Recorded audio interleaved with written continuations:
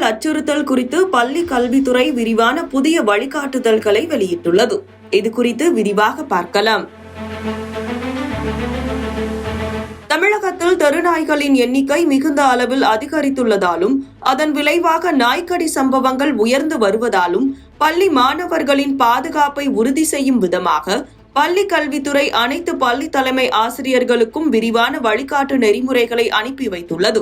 இந்த வழிகாட்டுதல்களை கட்டாயம் பின்பற்றுமாறு பள்ளி கல்வித்துறை உத்தரவிட்டுள்ளது. சுகாதாரத்துறை கணக்கெடுப்புகளின்படி கடந்த கொரோனா தொற்று பிந்தைய காலத்தில் தமிழ்நாட்டில் தெருநாய்களின் எண்ணிக்கை கணிசமாக உயர்ந்துள்ளதாக புள்ளி விவரங்கள் தெரிவிக்கின்றன.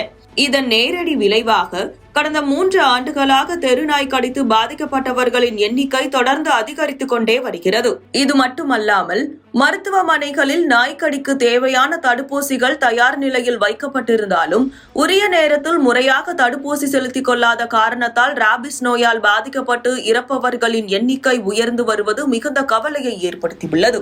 மாணவர்களின் பாதுகாப்பை உறுதி செய்வதற்காக தலைமை ஆசிரியர்கள் நடைமுறைப்படுத்த வேண்டிய முக்கிய வழிமுறைகளை பார்க்கலாம். தலைமை ஆசிரியர்கள் தெருநாய் அச்சுறுத்தல் மற்றும் அதன் விளைவுகள், குறிப்பாக ராபிஸ் நோய் தொற்று ஆகியவை குறித்த விழிப்புணர்வை மாணவர்களுக்கு தினசரி காலை வணக்க கூட்டத்தில் தவறாமல் வழங்க வேண்டும். மேலும் பள்ளியின் அறிவிப்பு பலகையில் தெருநாய் அச்சுறுத்தல் சார்ந்த விழிப்புணர்வு பதாகைகள் கட்டாயம் ஒட்டப்பட்டிருக்க வேண்டும். மாணவர்கள் தெருவில் உள்ள நாய்களுக்கு உணவளிக்கவோ அல்லது அவற்றுடன் விளையாடவோ கூடாது என தலைமை ஆசிரியர்கள் கண்டிப்பாக அறிவுரை வழங்க வேண்டும். தெருநாய் கடிக்கு ஒரு மாணவர் உட்பட்டிருப்பின் அதை எவ்வித தயக்கமுமின்றி உடனடியாக ஆசிரியரிடமோ அல்லது பெற்றோரிடமோ தெரிவிக்க உரிய அறிவுரைகளை மாணவர்களுக்கு வழங்க வேண்டும். பெற்றோர் ஆசிரியர் கூட்டத்தின் போது வீடுகளில் செல்ல பிராணிகளாக வளர்க்கப்படும் நாய்களுக்கு முறையான தடுப்பூசிகள் குறித்த காலத்தில் செலுத்தப்பட்டிருக்க வேண்டும் என்பதை பெற்றோர்களுக்கு வலியுறுத்த வேண்டும். பள்ளி வளாகத்தை பொறுத்தவரை தலைமை ஆசிரியர்கள் வளாகத்தின் பராமரிப்பு மற்றும் தூய்மையை கண்காணிக்கவும்,